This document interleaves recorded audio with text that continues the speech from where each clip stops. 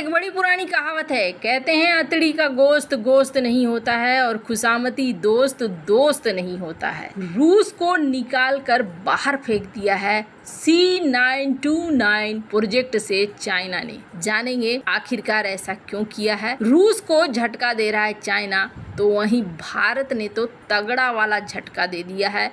इतना तगड़ा वाला कि इंडो पैसिफिक के बड़े बड़े एक्सपर्ट कह रहे हैं कि भारत ने बाजी जीत ली है और पलट दिया है पासा। वैसे आपको बता दूं, आपको याद होगा बांग्लादेश की पीएम गई थी चाइना, और चाइना में उनका अनादर जैसा हुआ था, अपमान में वो वापस लौट आई थी।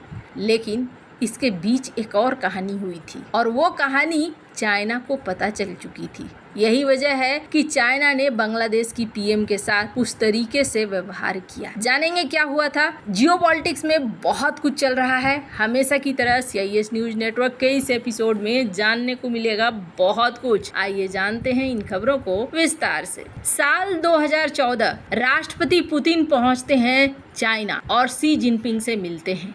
शी जिनपिंग से कहते हैं कि हमारी एक बड़ी समस्या है, तुम्हारी भी और मेरी भी, चलो मिलकर साथ दूर करते हैं। और वो समस्या क्या है? समस्या ये है कि बड़े बड़े विमान जो पैसेंजर विमान होते हैं उसके लिए हमें बोइंग पर निर्भर रहना पड़ता है। पश्चिमी दुनिया से हम खरीदते हैं। कब तक? कल की डेट में अगर ये पश्चिमी दुनिया हमारे साथ लड़ाई झगड़े पर उतर आए तो हम क्या करेंगे? शी जिनपिंग को भी आइडिया अच्छा लगता है और दोनों मिलकर तय करते हैं कि चलो अब हम बनाएंगे अपना, और इस प्रोजेक्ट का नाम दिया जाता है प्रोजेक्ट CR929। स्क्रीन पर एक ट्वीट देखिए, Russian embassy in south Africa, ये ट्वीट करते हैं साल 2017। और यहाँ पर रूस के प्रतिनिधि भी हैं, चाइना के भी प्रतिनिधि हैं। एक मॉडल दिखाया जाता है CR929 का कि हम कुछ इस तरीके का बनाने वाले हैं प्लेन। ये पैसेंजर प्लेन होने वाला है। ग्लोबल टाइम्स का आर्टिकल देखिए दिसंबर 10, 2020, जिसमें एक डिज़ाइन को रेडी कर लिया जाता है। CR929 का डिज़ाइन कैसा होगा ये भी तैयार हो गया था। कई सारे मॉडल में CR929 दिखलाया जा रहा था। फिर चाइना और रूस के बीच में वाद विवाद खड़ा होता है। और ये वाद विवाद किस लिए खड़ा होता है? क्योंकि चाइना कहता है कि सुनो, मिलकर तो हम साथ बना रहे हैं, लेकिन ये जो विमान है ना, अगर चाइना से बिका तो उसके लिए तुमको कोई पैसा नहीं मिलेगा। ये कैसी पार्टनरशिप? भारत अगर ब्रह्मोस विमानों को बेचता है तो ऐसा लगता है मुझे कि रूस को जरूर पैसे मिलते होंगे। या कोई भी कंपनी जब हिस्सेदारी पर चलती है तो साधारणतः नियम यही होते हैं कि दोनों ने मिलकर बनाया है तो दोनों को उसके मुनाफे में हिस्सा मिलेगा। यहाँ पर वाद विवाद शुरू हुआ, चीजें अभी भी फिर भी चल रही थी। वाद विवाद के बीच में ही कि हाँ नहीं बनाना है, चलना है। रूस भी यहाँ साथ साथ मिलकर चल रहा था, लेकिन इसी बीच रूस कर देता है यूक्रेन पर हमला और चाइना को मिल जाता है मौका। चाइना फटाफट क्या करता है, सारे कंपोनेंट्स को बदल देता है। इंजन के लिए GE और रोल्स रॉयस से बात कर लेता है और जो कंपोनेंट्स थे छोटे मोटे रूस के, उन सारों को बदल कर ये जर्मनी से कंपोनेंट्स मंगवा लेता है। अब क्या होता है, अब इस प्रोजेक्ट से CR929 नहीं बल्कि R को हटा दिया जाता है और ये प्रोजेक्ट हो जाता है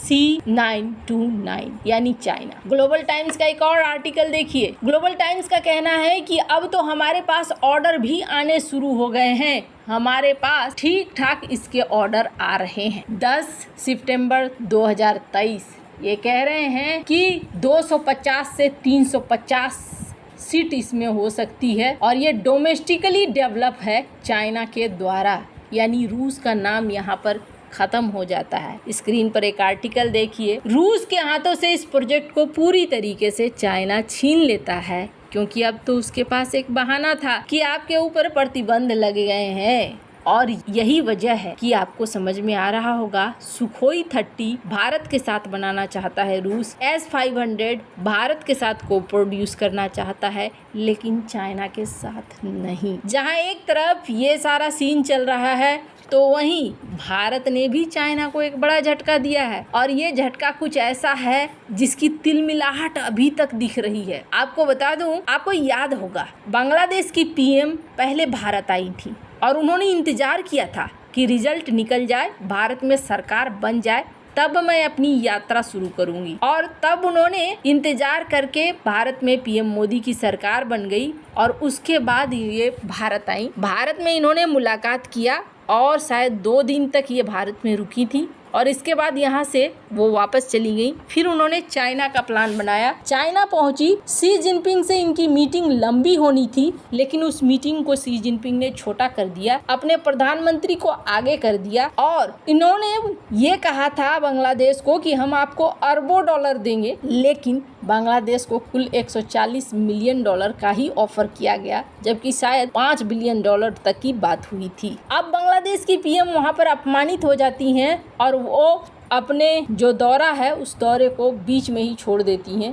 और कहती हैं कि हम वापस जा रहे हैं। वापस यहाँ आती हैं और यहाँ पर वापस आने के बाद वो कहती हैं कि ठीक है, हम जो है भारत के साथ सोच रहे हैं तीस्ता वाले प्रोजेक्ट को लेकर आगे बढ़ने की। पर आखिरकार चाइना बदला क्यों? 5 बिलियन डॉलर बोलकर 140 मिलियन। जिनपिंग ने भी मुलाकात छोटी रखी। क्यों? क्योंकि कहा जा रहा है, स्क्रीन पर आप देख सकते हैं डेरेक जे ग्रोसमैन की एक ट्वीट, भारत ने एक बहुत बड़ी उपलब्धि हासिल कर ली है और चाइना के प्रभाव को बहुत बड़ा झटका दे दिया है। और इंडो पैसिफिक के ये एक्सपर्ट हैं, निकी एशिया वगैरह में ये आर्टिकल्स लिखते रहते हैं। इनका कहना है अभी मीडिया में अचानक से ये छा गया है कि भारत ने एक बड़ी चीज की। कहा जा रहा है जब बांग्लादेशी पीएम आई थी तो भारत में उन्होंने मोंगला पोर्ट को साइन किया था और ऑपरेशन के अधिकार दे दिए भारत को। और ये भारत के लिए सबसे बड़ी रणनीतिक जीत है जिसे अभी मीडिया खूब कवर कर रही है। और भारत का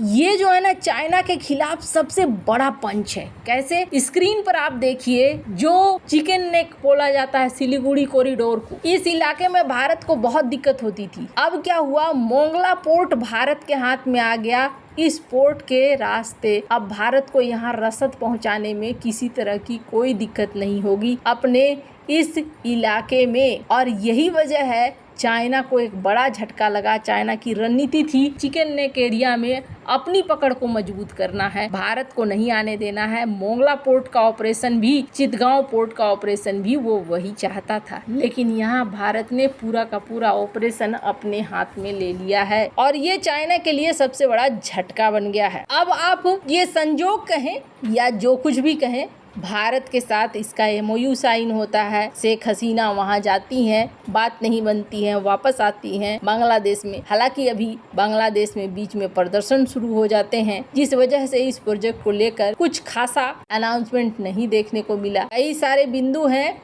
जो आपको समझ में आ रहा होगा कि चाइना दरअसल बांग्लादेश की पीएम से क्यों नाराज हुआ। वैसे आपको क्या लगता है इन सब मामले में? आपकी क्या राय है? कमेंट कर जरूर बताएं। जल्द मिलते हैं अगली वीडियो में नई खबर के साथ।